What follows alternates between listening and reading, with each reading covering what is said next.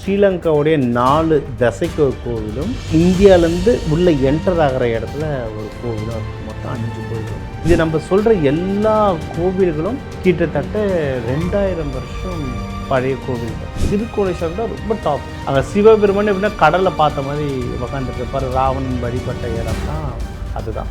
வெளியே ஐஸ் மாதிரி இருக்கும், தண்ணியில் ரொம்ப சூடாக இருக்கும் தண்ணி.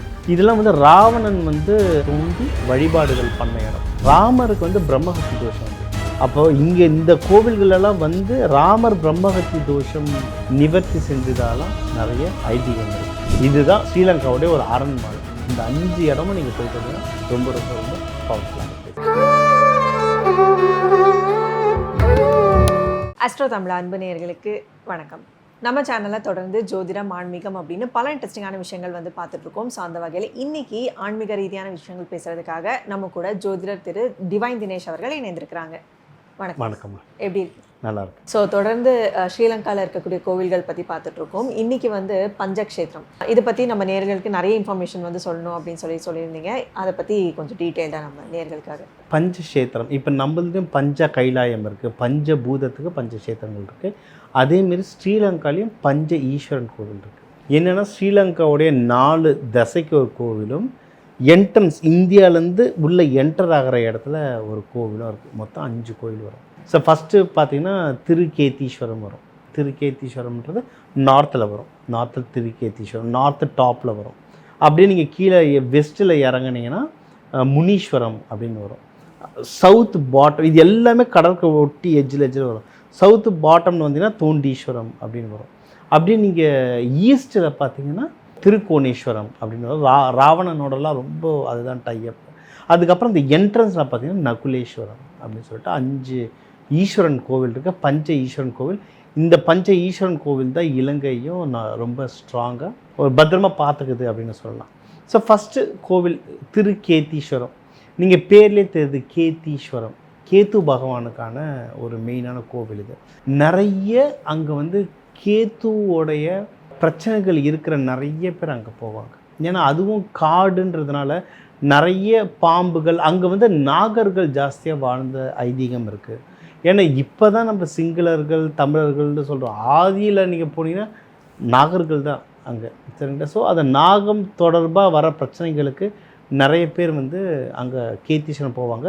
ராகுவுக்கு நைனா தேவி, நாகபூஷினி தேவி சக்தி பீடம் இருக்கலாம், அதை பற்றியும் பேசுவோம். அங்கே போவாங்க. பட் மெயினாக கேத்துக்கு இது கேத்து எந்த அளவுக்கு இந்த கோவில் பவர்ஃபுல்னால், இந்த கிளைண்ட்ஸ் நம்ம நேரில் பார்த்த கிளைண்ட்ஸ் இவங்க. ஜென்ரலாக 5ல் கேத்து ராகு எல்லாம் இருந்தால் சீக்கிரம் கல்யாணம் நடக்காது. 7ல் ராகு கேத்து சனி இதெல்லாம் சீக்கிரம் கல்யாணம் நடக்காது, இஷ்யூ வரும்னுவாங்க. 5ல் இருந்தால் ஜென்ரலாக தரமாட்டாங்க, பொண்ணோ மாப்பிள்ளையே தரமாட்டாங்க. ஏன்னா குடும்ப வாழ்க்கை செட் ஆகாது, இல்லை குழந்தை பிறப்பு லேட் ஆகும், அந்த மாதிரிலாம். ஒரு கிளைண்ட்ஸ் வந்திருந்தாங்க. அவங்க லவ் மேரேஜ். பையனுக்கும் கேத்து, பொண்ணுக்கும் கேத்து. ரொம்ப டஃப். ஒருத்தருக்கு இருந்தாலே குழந்தை பிறப்பு ரொம்ப டஃப். அவங்களுக்கு நான் ஒன்று சிலது பார்க்கும்போது அவங்களுக்கு அந்த குழந்தை பிறப்புன்றது ரொம்ப டஃப்பாக இருந்தது. எப்படி ப்ரெடிக்ஷன்ஸ் பார்த்தாலும், பிரசன்னம் பார்த்தாலும் சரி, டஃப்பாகவே வந்தது. ஆனால் அவங்களுக்கு இந்த திருக்கேதீஸ்வரம் போய் தான் பாப்பா அவங்களுக்கு இப்போ ரீசெண்டாக குழந்தை பிறந்தது. அது ரொம்ப ரொம்ப ரொம்ப ரொம்ப பவர்ஃபுல்லான கோவில் திருக்கேதீஸ்வரம். அதுக்கப்புறம் முனீஸ்வரம் அப்படின்னு சொல்லிட்டு கோவில் இருக்குது. முனீஸ்வரமும் இது நம்ம சொல்கிற எல்லா கோவில்களும் கிட்டத்தட்ட 2000 வருஷம் பழைய கோவில்கள். ஸோ நீங்கள் முனீஸ்வரன் கோவிலாம் போகலாம். எதுவுமே கொழும்பு பக்கத்தில் இல்லை. கொழும்புன்றது கொஞ்சம் சவுத் சென்ட்ரலில் வரும். இது எல்லாமே அதை சுற்றி, இலங்கையை சுற்றி இருக்கிற இடங்கள் தான். இங்கேருந்து நிறைய பேருக்கு ரொம்ப பிடிச்சது என்னென்னா ராவணன் பற்றி இருந்த இடங்கள் அதெல்லாம்னா கோணேஸ்வரம், திருக்கோணேஸ்வரம். திருக்கோணேஸ்வரம் தான் ரொம்ப டாப். அங்கே சிவபெருமான் எப்படின்னா கடலை பார்த்த மாதிரி உக்காந்துட்டு இருப்பார். ராவணன் வழிபட்ட இடம்லாம் அதுதான். திருக்கோணேஸ்வரமும் ரொம்ப பவர்ஃபுல். திருக்கோணேஸ்வரம் பக்கத்துலேயே கொஞ்சம் தள்ளி போனீங்கன்னா 7 ஹாட் ஸ்ப்ரிங்ஸ் இருக்கும். ஹாட் ஸ்ப்ரிங்ஸாக கடல் ஒட்டி வரும். கடல் ஒட்டி ஒரு கிணறு இருக்குன்னா எப்படி இருக்கணும்?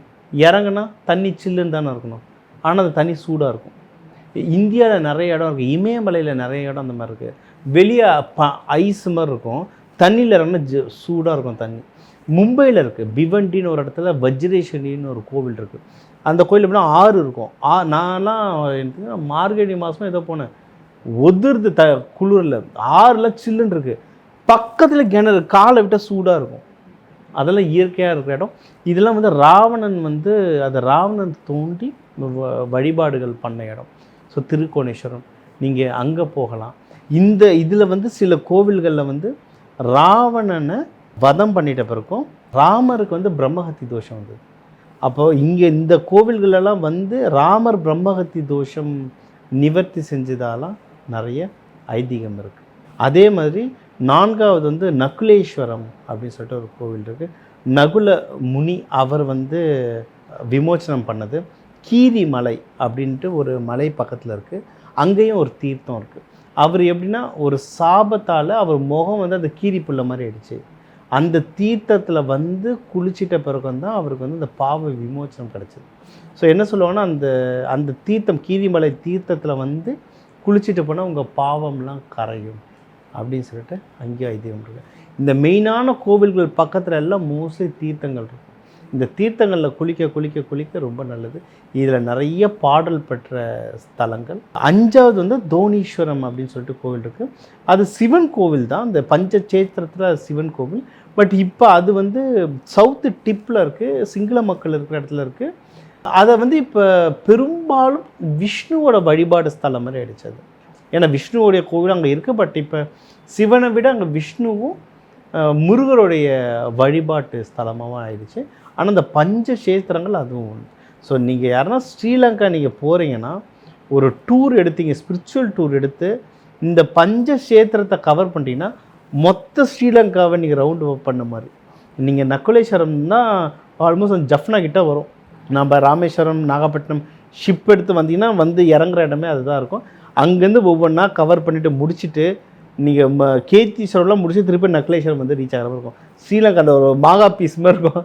ஃபுல்லாக நீங்கள் ஒரு ரவுண்ட் அடிச்சுட்டு போகிற மாதிரி இருக்கும். அந்த 5 கோவிலும் ஸ்ரீலங்காவில் வந்து உங்களுக்கு அந்த ஒரு பஞ்சபூதங்கள் மாதிரி மொத்த காவலாக இருக்கும். இதுதான் ஸ்ரீலங்காவுடைய ஒரு அரண் மாதிரி. இந்த 5 இடமும் நீங்கள் போயிட்டு வந்தீங்கன்னா ரொம்ப ரொம்ப ரொம்ப பவர்ஃபுல்லான பிளேஸ். நம்ம இந்த திரிகோணமலை இதை பற்றி ராவணனுடைய ரொம்ப அசோசியேட் ஆகும். அதில் ஒன்று கொஞ்சம் இன்ஃபர்மேஷன்ஸ் பற்றி சொல்லுவோம். நம்ம தமிழர்களுக்கு அந்த இடம் வந்து ரொம்ப இன்ட்ரெஸ்டிங்காகவும் இருக்கும். இப்போ நம்மளுக்கு எல்லாருக்கும் தெரிஞ்ச மாதிரி ராவணன் வந்து பெரிய சிவபக்தர். இமயமலை தூக்கணும்னு நினச்சி சிவபெருமான அவர் கட்டவர் லட்சாமுக்கோ அவர் கீழே மாடிக்கிட்டாரு. அதுக்கப்புறம் அவர் காம்போதி ராகம் வாசித்து சிவபெருமானுக்கு பிடிச்சி அவர் சிவபெருமான் லிங்கம் தருவார், ஆத்ம லிங்கம் தருவார். எடுத்துகிட்டு போய் உன்னுடைய இடத்துல வச்சு வழிபடுங்க. அவர் என்ன சொல்லுவாங்கன்னா, திருகோணமலையில் தான் அவர் கொண்டு வந்து வைக்கணும்னு சொல்லுவாங்க. பட் வழியில் பிள்ளையார் தடுத்ததுனால அது எங்கன்னா ஓம்காரேஸ்வர், அங்கே கோகர்ணா, கர்நாடகா, அந்த இடத்துல வச்சிடுற மாதிரி ஒரு ஐதீகம் இருக்குது. அந்த கோகர்ணாவும் பார்த்திங்கன்னா காசிக்கு ஈக்குவலானது. இப்போ அங்கே இந்தியர்களோட அங்கே ஃபாரினர்ஸ் தான் ரொம்ப ஜாஸ்தி. அங்கே போனால் காய்கறிலாம் விற்பாங்க ஃபாரினர்ஸ், அந்தளவுக்கு அவங்க இருக்காங்க. ரொம்ப பவர்ஃபுல் ஆத்மலிங்கம், ஆத்மாவுடைய லிங்கம், அவ்வளோ நல்ல வைப்ரேஷன். ஸோ அதுக்கப்புறம் இங்கே திருக்கோணேஸ்வரம் வந்துடுறாரு. இந்த திருக்கோணேஸ்வரமாக 2000-3000 வருஷம் பழைய கோவில். அங்கே ஒன்று ராவணன் வழிபட்ட இடம், ராவணன் இருந்த இடம், அது ஒன்று. அது பக்கத்துலேயே ராவணன் தொடர்பாக நிறைய இடம் பார்க்கலாம்.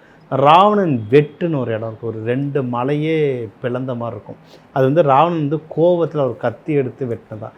மலையே பிளந்துருக்குன்னா மலையை பிளக்கிற அளவுக்கு எவ்வளோ பெரிய கத்தி, இல்லை அந்த கத்தியை பிடிச்சிட்டு இருக்க ராவணன் எவ்வளோ பெருசுன்னு ஒரு இமேஜினேஷன் கற்பனை பண்ணி பார்க்க முடியும். இல்லை அவருடைய சூப்பர் நேச்சுரல் பவர் அது மாதிரி பண்ணாரா அப்படின்றது கேள்வி.